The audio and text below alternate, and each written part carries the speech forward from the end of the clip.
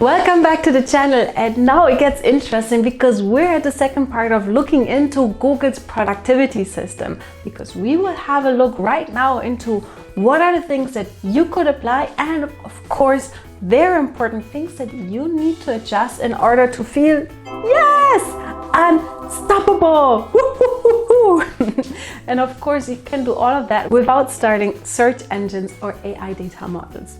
Then let's start right away with point number 1. Create physiological safety. Try encouraging questions, welcoming feedback, or admitting mistakes. This safety, it unlocks creativity. Especially those 3 points, they're very interesting because instead of just saying, yes, whatever I have, it is perfect, it needs to be that way.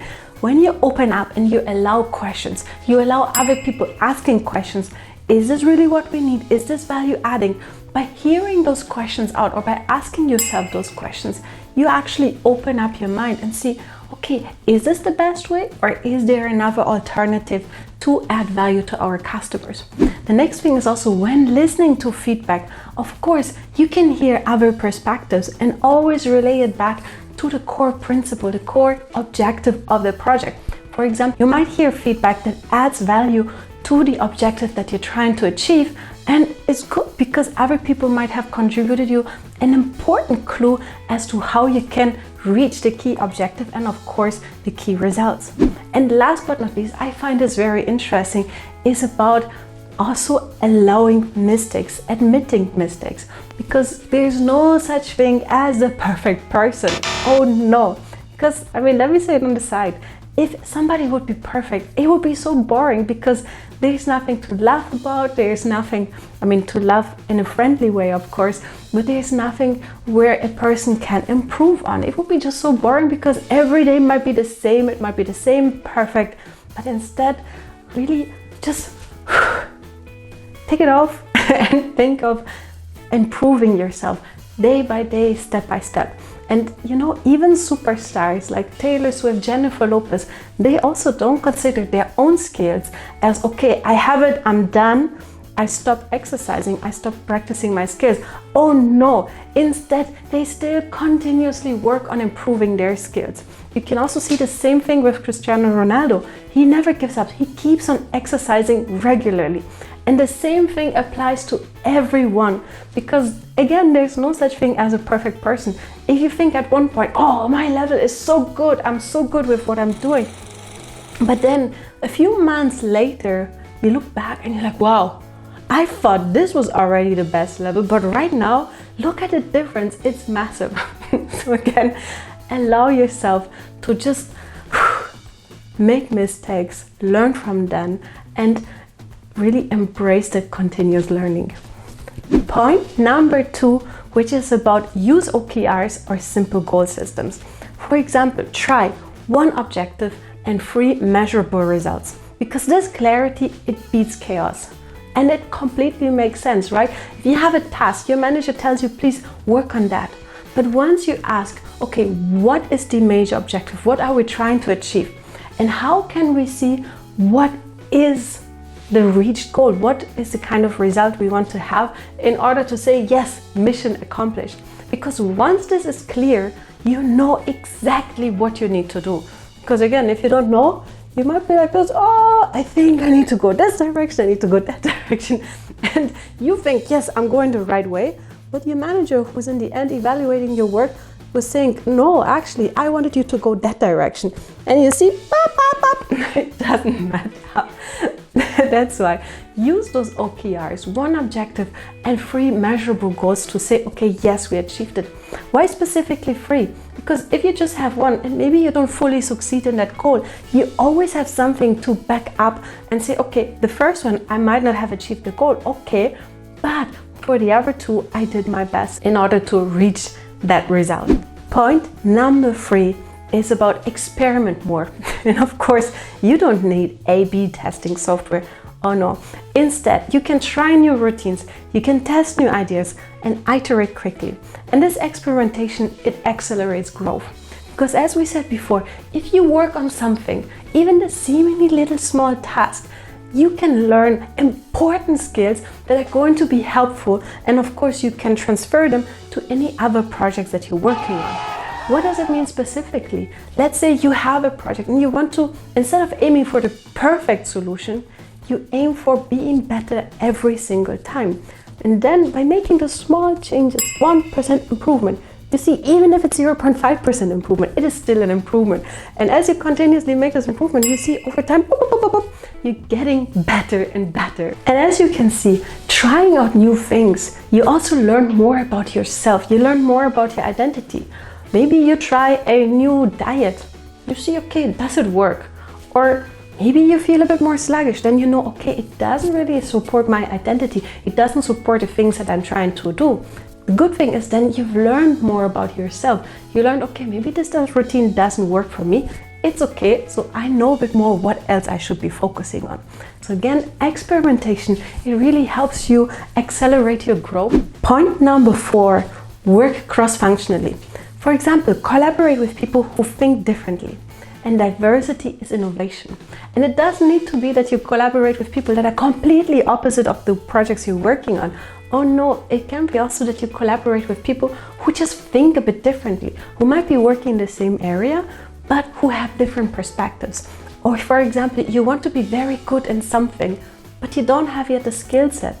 Work with those people, because you can learn more things that can be helpful for you in order to come up with new ideas. Because maybe they know something that is so clear and so obvious for them, but for you, it's something new. You haven't heard about that beforehand. And you can ask more questions and you can see, okay, by looking at that, how about we try this and that? Point number 5, give yourself autonomy. Aren't this good news? What does it mean specifically? Do passion projects, side experiments, or creative exploration, and make more proposals at work. Come up with ideas that are going to be helpful for the company, because this freedom, it fuels motivation.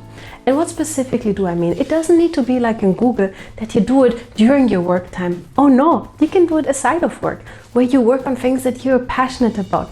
Because by working more on those passion projects, they also balance you and they make you way more resilient, that when it's getting really tough at work, you're balanced because you have many different projects that you have on your plate. And okay, maybe one thing doesn't fully work out, but you can always go back to other projects that you're passionate about. I also mentioned make proposals.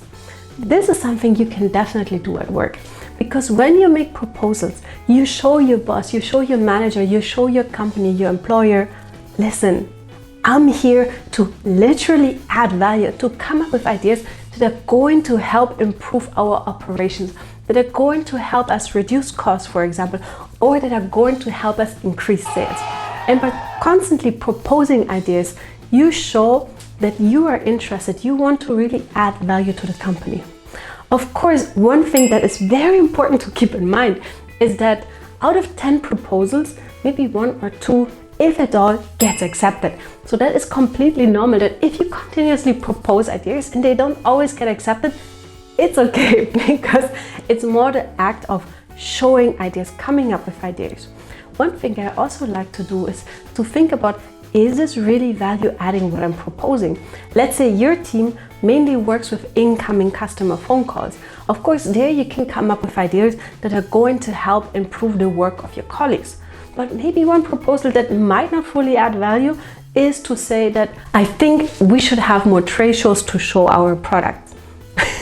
You can see they don't really add value. This proposal might not fully add value, but instead think about what might improve the output for the company. Point number 6, which is about use data to guide decisions. For example, track your habits, measure your progress, and let numbers inform your choices.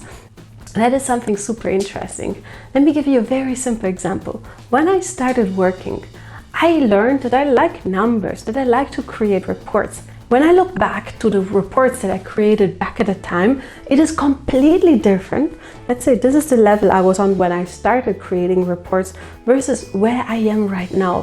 Which means sometimes it's good to go back to see where you started off and see all the progress you've made, because then you also acknowledge yourself, you acknowledge the forces of success within you.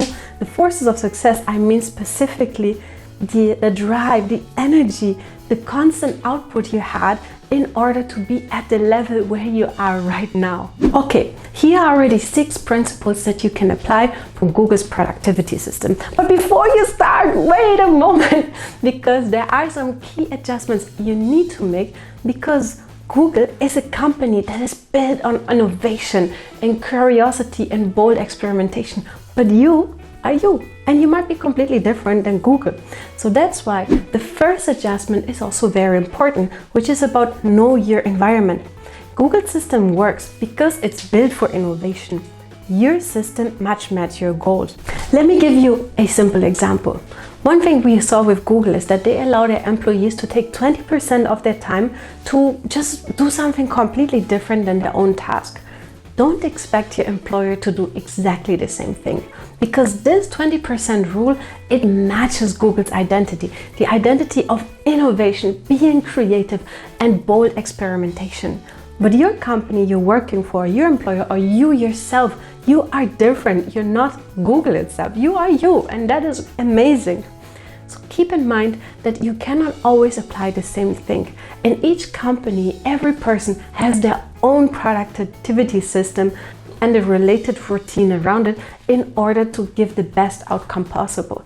But if you like that aspect of having some creativity time to just explore and roam around, try how else you can implement it in your daily life. For example, after work, take 20 minutes, 1 hour just to do things that you love to do. For example, you love to be creative, you love gardening, you love engineering, you love to work with Lego bricks, whatever it is. You see, the list is very long. Just take some time and try and explore those things. Because when you work on such things, it's always a great investment, because they're important skills that you can learn, and also it helps you balance yourself and be more resilient when something else doesn't go well at work, because you always have the other things that you're working on. And the cool thing is, when you work on other topics, you might learn skills that are easily transferable. Adjustment number 2, avoid chaos. Freedom without structure becomes noise. Start with small experiments. And that is something important, because you know, sometimes people end up saying, yes, I'm going to experiment so many things here and there. And then they start this experiment, this experiment, this experiment, this experiment, you name it. And you have all those experiments in front of you, but nothing really gets finished, because you want to try this, you want to try this. Instead, start small. Do your first experiment, see how it turns out. Also do the review. This is very important, because you cannot just start an experiment and stop it and say, okay, I tested it. But if there's no takeaway, no review on it, no looking at the things that you've learned from that experiment, it's kind of useless, because maybe not useless per se, but one thing is you don't spend time on reviewing, looking at the things you've learned from it. So again, start small and see how you can build it up over time. Adjustment number 3, build psychological safety slowly. Because here's the thing, trust takes time. Let me repeat that, trust takes time. Because again, also if you look back to your favorite brands, it's not that from day one you purchase it and yes, you know that it's always good. No, it's something that you experimented over time. For example, if you want to buy something very expensive, first you experiment it, you look at what other people are saying. What do they say? Is it something positive? If it's positive, hooray. If it's negative, you're a bit more cautious and careful. And the same thing applies to everything you do in life, which means if you're working in a team, you say, okay, starting from today, you are very safe, you can share whatever you have in mind. Don't expect people to adapt immediately. No, building up the trust, it takes time. And it's not only about things that you say, but it's about also the actions you're taking. So if you say, yes, you're very safe with me, you can say whatever you want, whatever you feel is important, but then in the end, you report all the kind of comment back to somebody else, it's counterproductive. I'm saying you in general, right? But it's really about the words that you're saying, but also the actions, because this combination, it shapes trust, and that's something you can build over time, step by step by step by step by step by step, with every little action you're taking. Adjustment number 4, use data without losing intuition. Because numbers, they guide you, but they don't replace you at all. And here's the thing, numbers, they tell you one situation, But a lot of times, if you just look behind a number, you will find 1, 2, 3, 4, many different stories that shape that number. Which means, again, just by looking at the numbers, don't take action right away. First, take some time to understand the data. Look at what you have experienced yourself, what other people have told you, and again, also what is the core principle that you're standing for. Because once you also add that personal aspect of intuition, but also informed decisions from all the different aspects you considered, that's when you can come up also with very good ideas. So that's Google's productivity system. It's curious, experimental, data-driven, and built on psychological safety. But the real lesson isn't about copy Google and that's it. No, it's about what kind of curiosity you put into your daily habits, what kind of creativity you encourage with every single action, and of course, what kind of discipline you're using in order to build a future unstoppable version of yourself.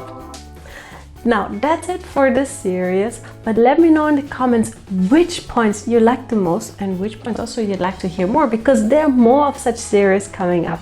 I'm definitely curious to hear from you, and see you soon. Also, remember to subscribe to the channel. Bye! Welcome back to the channel. Now let's get ha! Yes, what do you think about that?